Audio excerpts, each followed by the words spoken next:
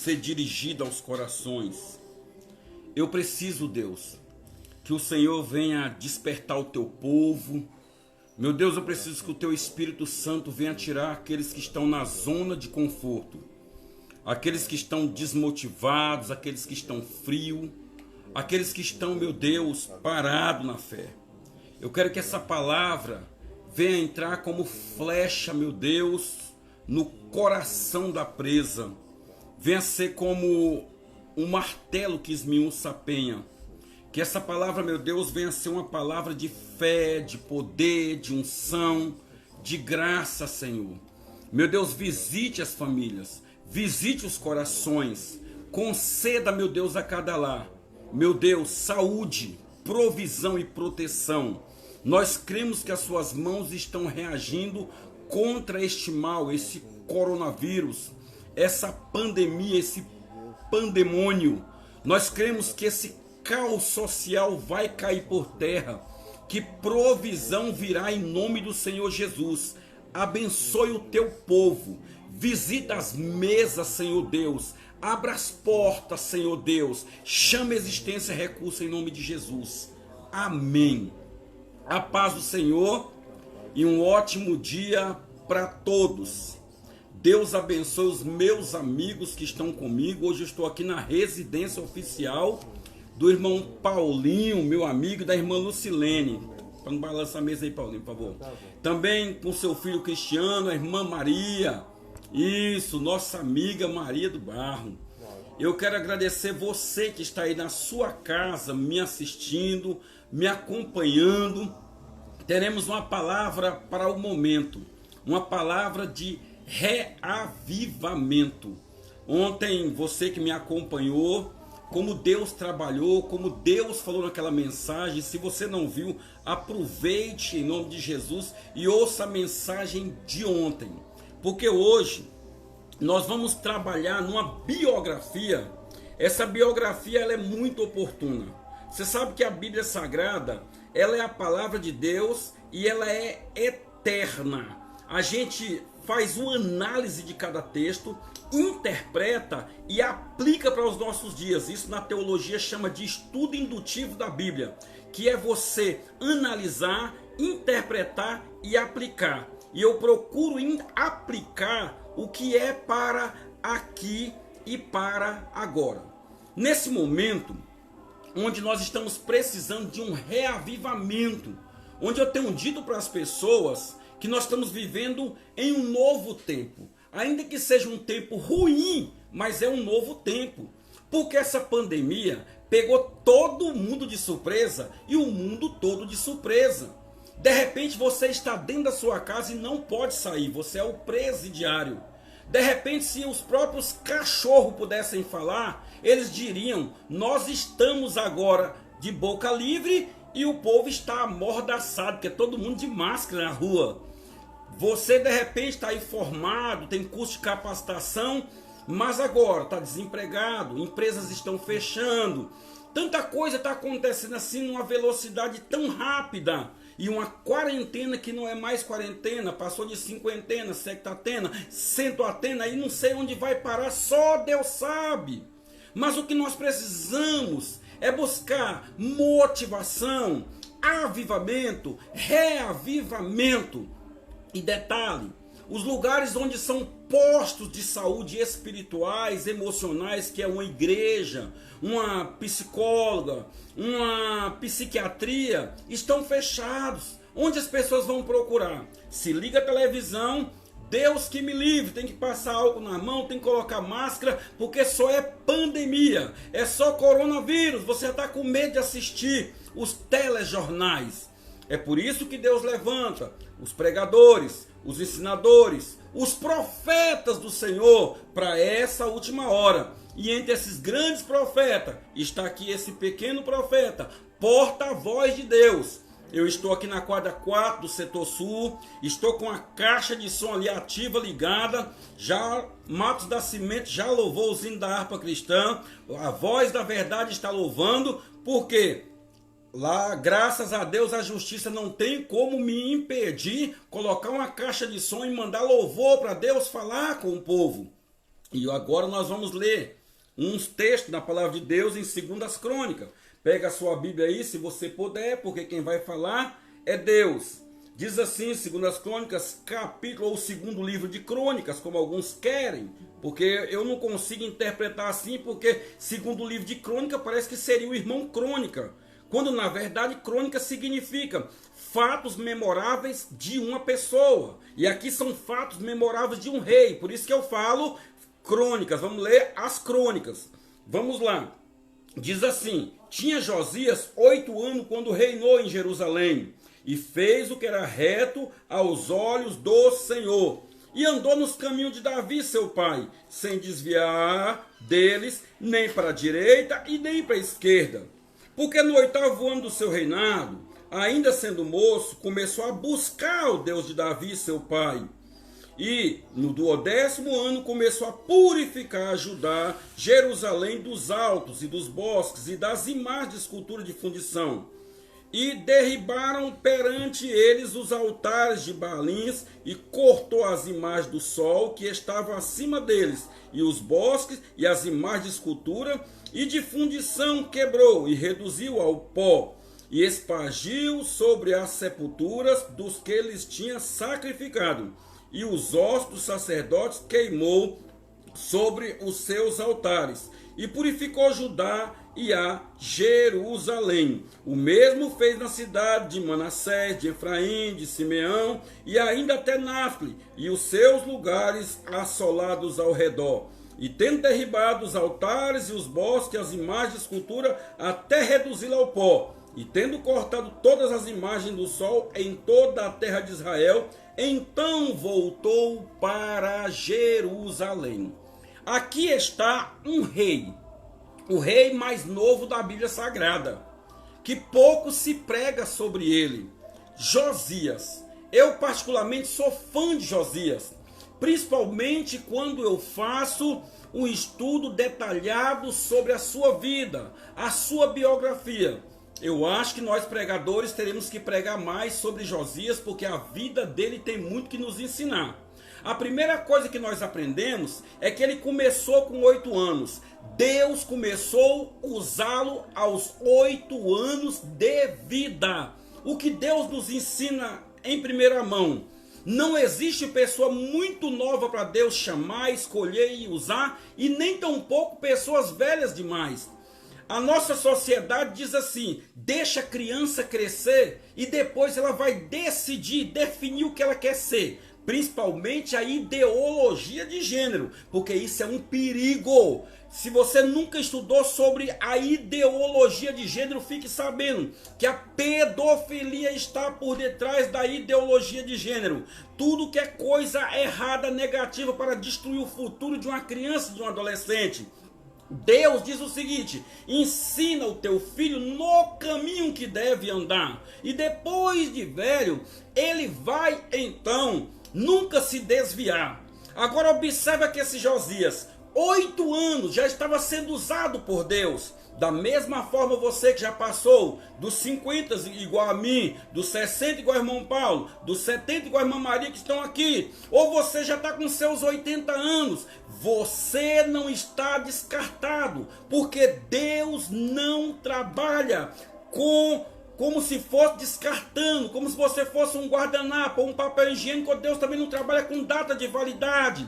Deus levanta Josias aos 8 anos, chama Abraão aos 75, começa a usar Moisés com os seus 80, e também Deus chama Noé com 500 anos. Deus não descarta ninguém, porque o poder, a unção, a autoridade,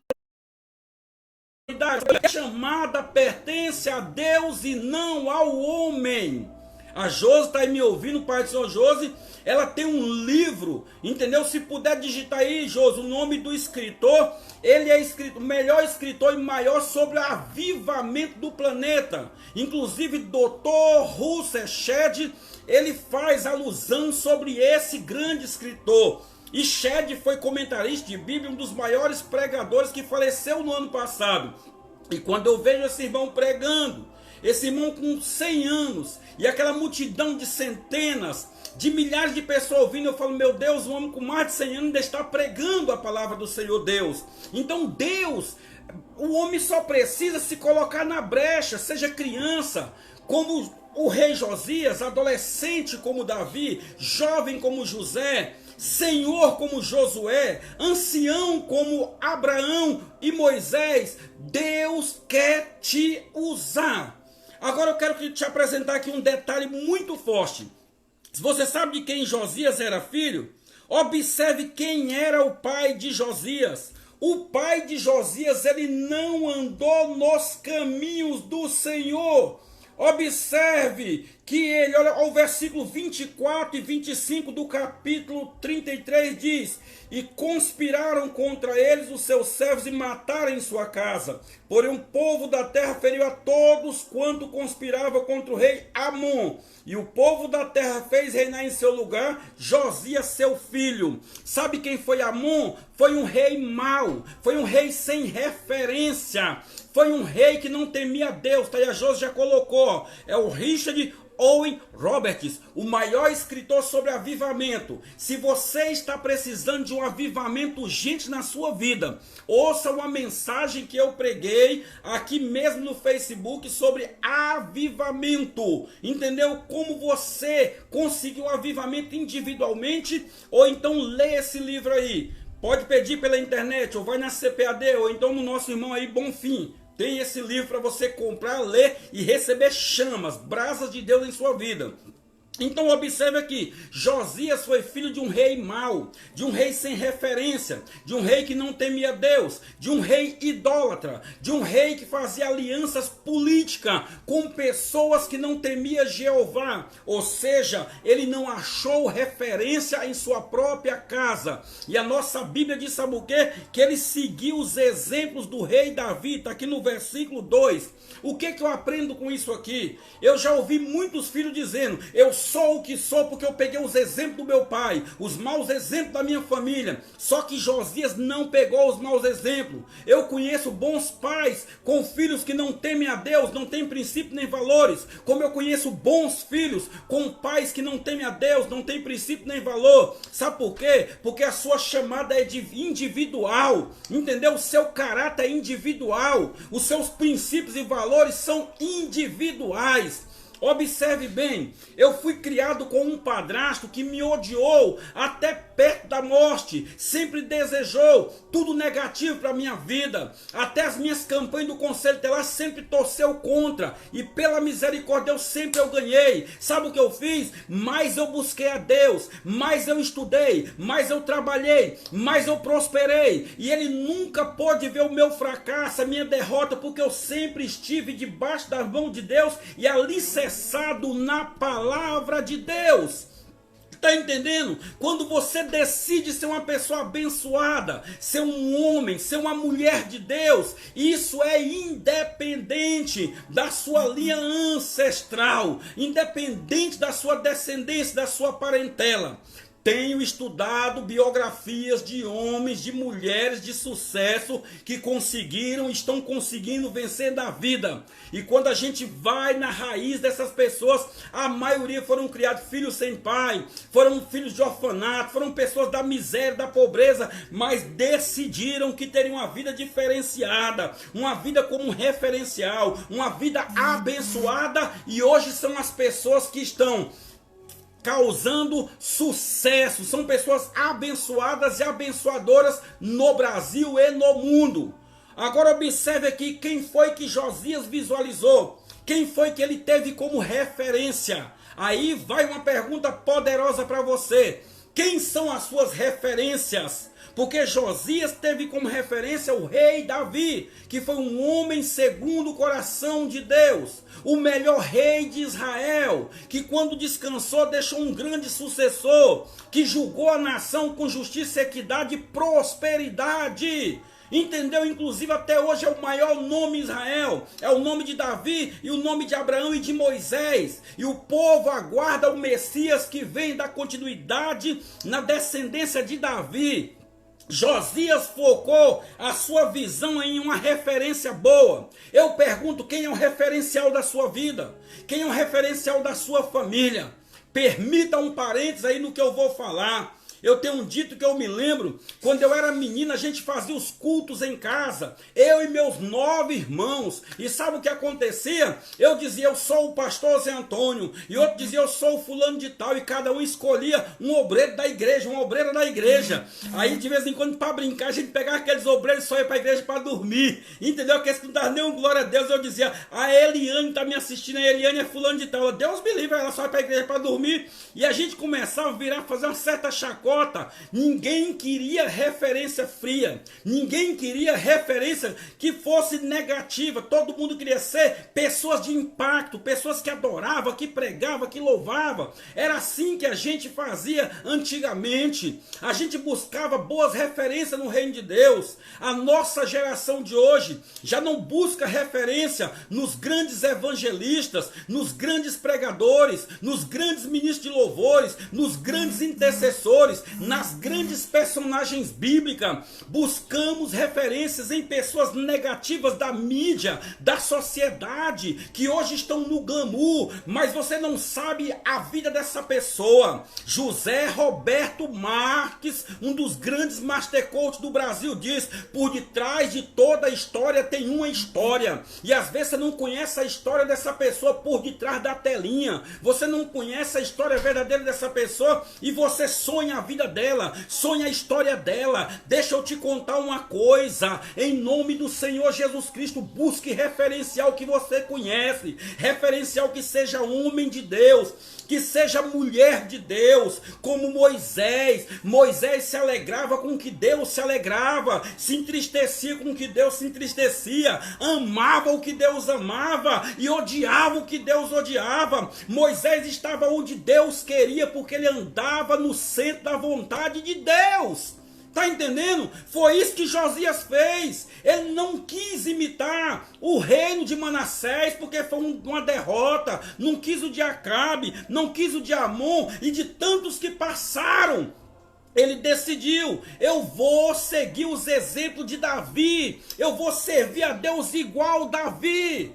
Eu li uma frase poderosa que eu nunca mais vou me esquecer. Sucesso deixa rastro. Se você quer ter sucesso, estude a vida de homens de sucesso. Siga os passos. Lá em Hebreus capítulo 12 diz assim, sigamos as pisaduras. Sabe de quem? Dessa multidão de testemunha. E quem são as multidões de testemunha que o escritor diz? São os heróis da fé do capítulo 11 de aos Hebreus.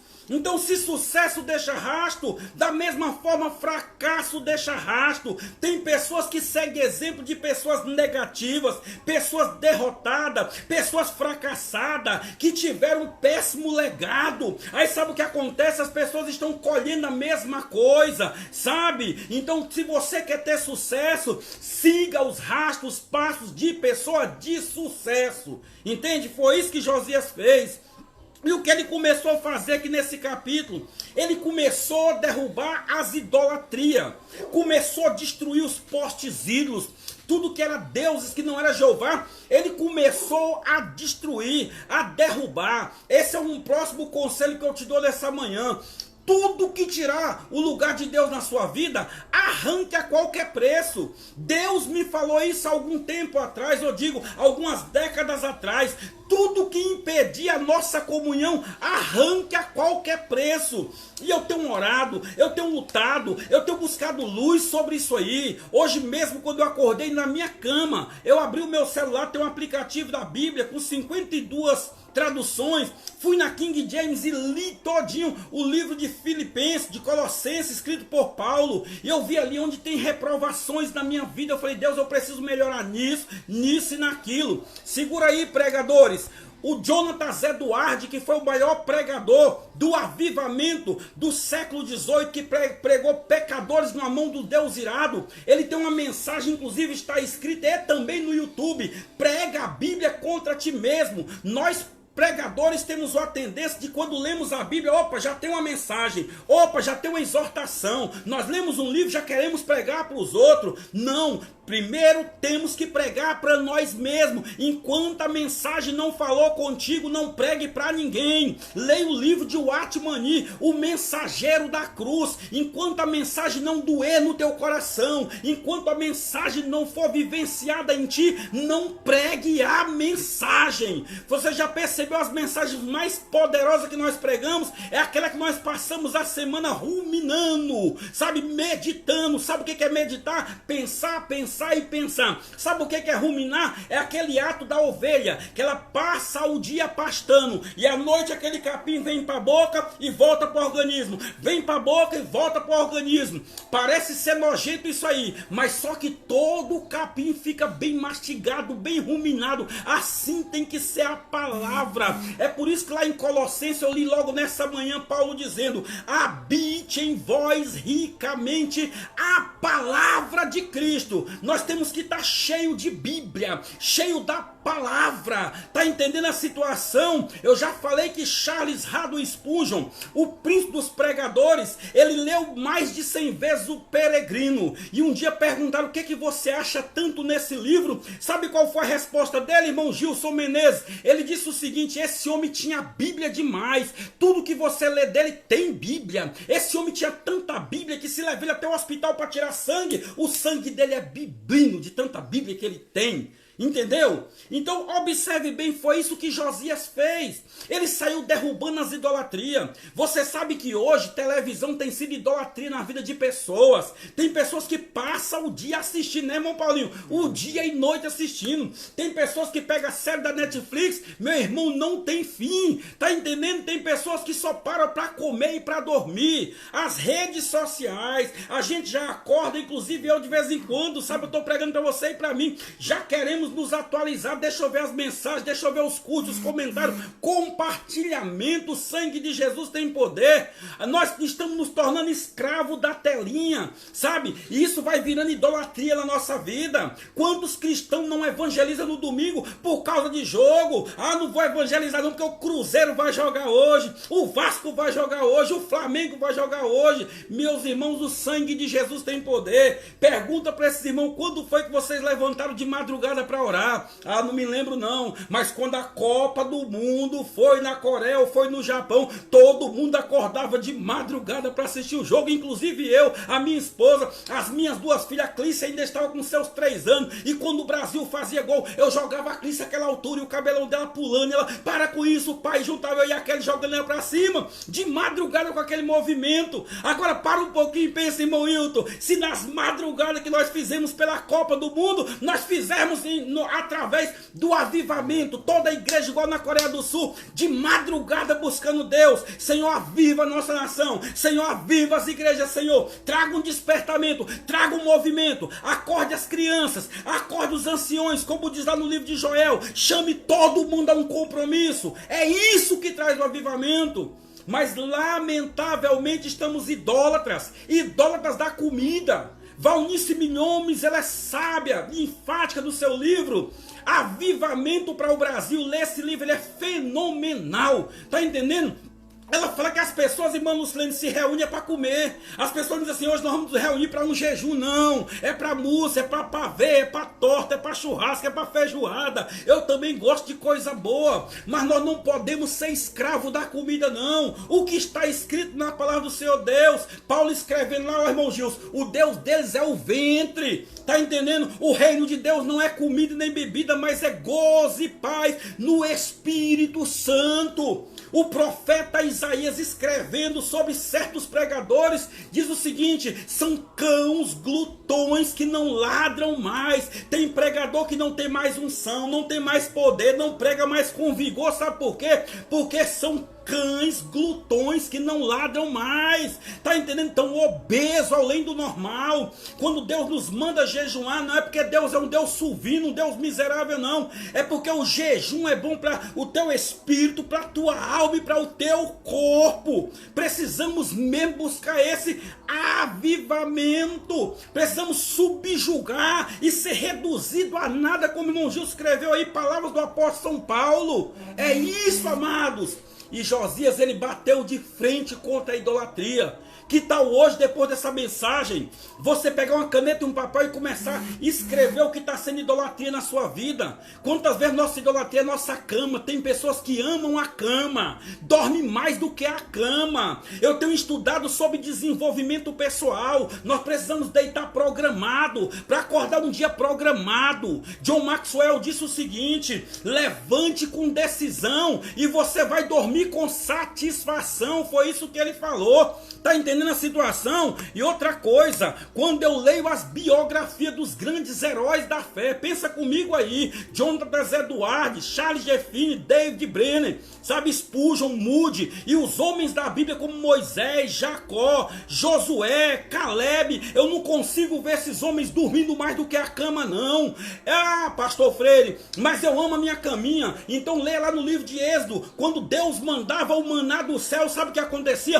Quem levantava cedo pegava o maná fresquinho, irmã Maria, mas quem dormia demais, o sol do deserto derretia e ia comer maná com lama. Tem pessoa que não está recebendo o melhor de Deus, sabe por quê? Porque são escravos do sono, são idólatras do sono. Me lembro de um grande avivalista que ele orou da seguinte maneira: Deus, que os meus manjares venham ser como ervas amargas, que os meus travesseiros venham ser como pedra, que os lazeres e prazeres venham ser enfadonhos, mas que nada venha impedir a nossa comunhão, o nosso relacionamento. É ter Deus como prioridade, é ter Deus em primeiro lugar, meus amados irmãos.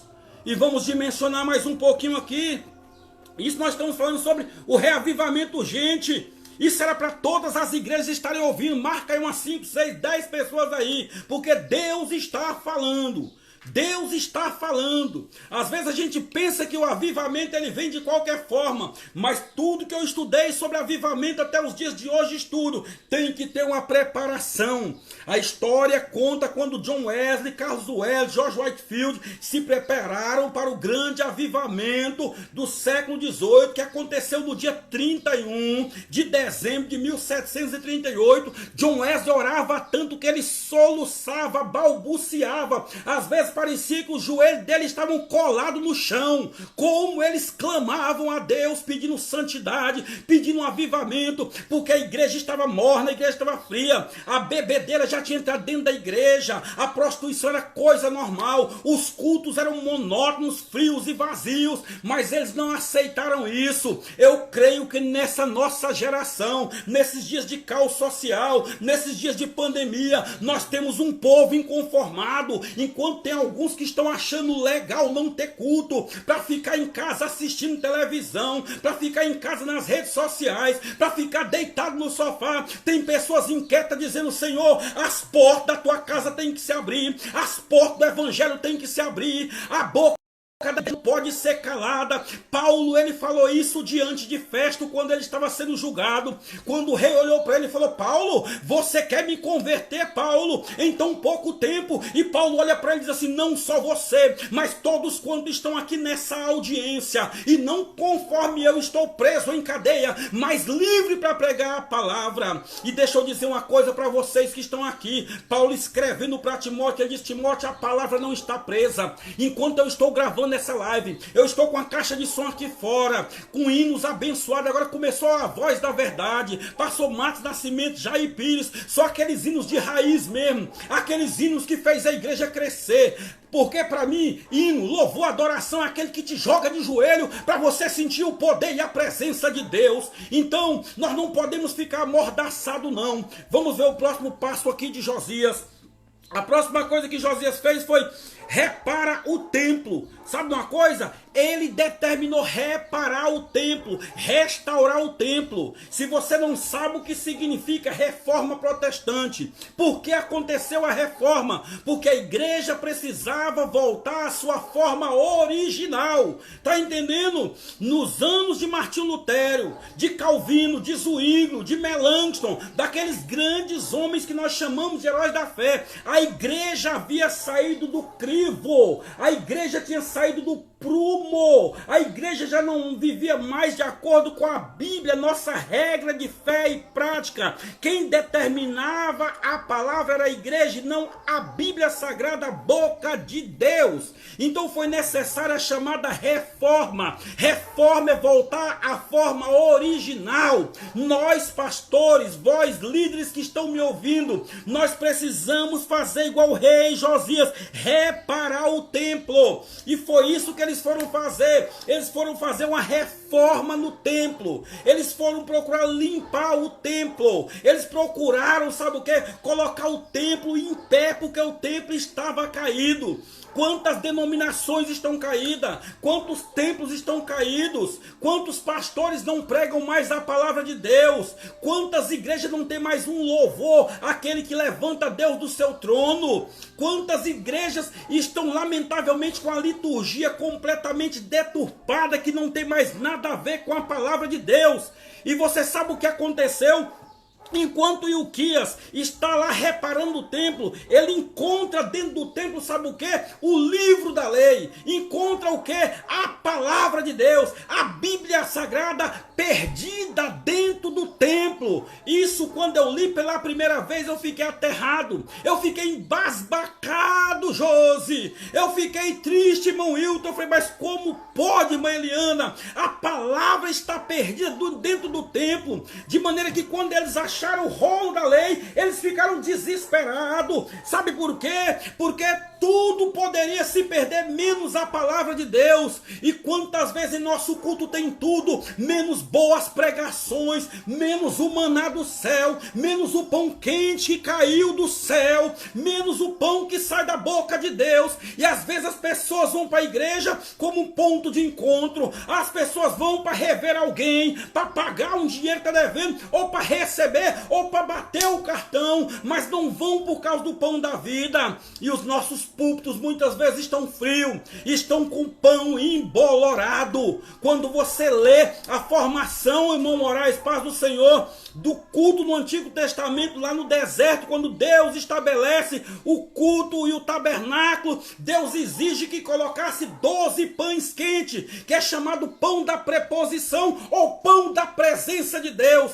Oh, meus amados, aquele pão não podia esfriar, aquele pão não podia embolorar, tinha que ser quente. E se não tivesse quente, se embolorasse, tinha que trocar. Quantas vezes nós temos que rever a nossa comunhão com Deus, pregadores, a nossa intimidade com Deus, as nossas experiências. Vamos pregar a palavra. Quantas vezes pregamos nós mesmos, quantas vezes nós pregamos de tudo, menos a Bíblia Sagrada. Quantas vezes somos animadores de palco, mas não chamamos o povo a voltar-se para Deus, porque não há avivamento se o povo não se voltar para Deus. Não há avivamento sem genuíno arrependimento, não há avivamento sem oração, não há avivamento sem jejum, não há avivamento sem a palavra de Deus. A Bíblia Sagrada e a oração, irmã Salma, são as geradoras de um grande avivamento.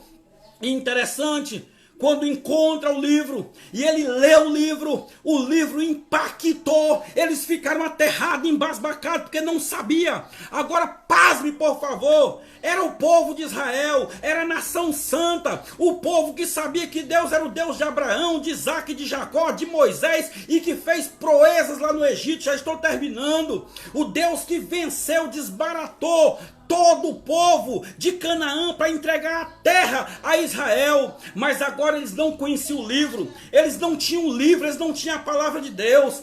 Eu não sei se você que não é daqui de Planalto de Goiás está sabendo. Aqui entrou uma lei seca para as pessoas andarem na rua só até 9 horas da noite. Depois vai ter uma fiscalização. E eu ontem me orientando sobre os cultos. Mas e quando o culto termina 9 horas? Aí o irmão que faz parte lá do comitê de crise falou: pastor, nós já conversamos sobre a igreja. Agora pede os irmãos para irem para a igreja com a Bíblia Sagrada. Para voltar para casa com a Bíblia Sagrada. Sabe o que eu entendi com isso? Se não carrega a palavra por amor, vai ter que carregar pela dor. Ah, louvado seja Deus, porque a polícia, quando apareceu, a guarda municipal, de onde você vem? Eu estou vindo da casa do Senhor, e aqui está a minha identidade, que é a palavra do Senhor nosso Deus. Como eu louvei a Deus por essa atitude. Eu tenho dificuldade com alguns decretos, mas esse aqui eu amei, eu estou apaixonado por ele, e já avisei no grupo da igreja: vem para a igreja com Bíblia. E vou deixar bem claro, se tem alguma DGN me ouvindo: ah, pastor, esqueci a Bíblia, como é que eu vou voltar para casa? Não sei, problema é seu, porque para a casa do Senhor Deus eu me entendo desde pequeno que temos que carregar a Bíblia. O ladrão carrega o revólver, o drogado anda com seu patuado de maconha, cocaína, crack e outras drogas, o cachaceiro tem prazer em andar com a pitulinha. E por que nós vamos ter vergonha da palavra? Como disse Paulo, eu não me envergonho do evangelho, porque ele é o poder de Deus. Aleluia! E eu não me envergonho do evangelho, louvado seja Deus. E você não se envergonhe também não. Porque quando ele leu a palavra, ele ficou embasbacado. Deixa eu dizer uma coisa para você. No dia 6, um dia nacional de oração, de jejum em favor da nação. Eu estou querendo crer que vai ser separado também um dia para a leitura da palavra do Senhor Deus, porque a palavra ela renova, a palavra revela o segredo de Deus, a palavra te revela, porque a Bíblia Sagrada é o único livro que quando você está lendo, o autor está perto. Quando você começa a ler, ele vai te ler também, ele vai falar sobre a sua vida. E avivamento é Deus tirar todas as sujeiras de dentro de nós, e quem tira essa sujeira é a palavra e o Espírito Santo. Jesus diz: vós já estáis limpos pela palavra que eu tenho pregado, louvado seja Deus. Conhecereis a verdade, e a verdade vos libertará. E já vamos terminar. Quando eles pegaram aquele livro, leram enquanto estava reparando o templo, eles disseram: nós temos que levar isso para o rei. E quando eles chegaram até o rei, disseram: rei, enquanto estávamos organizando o templo, enquanto estávamos reformando, reparando,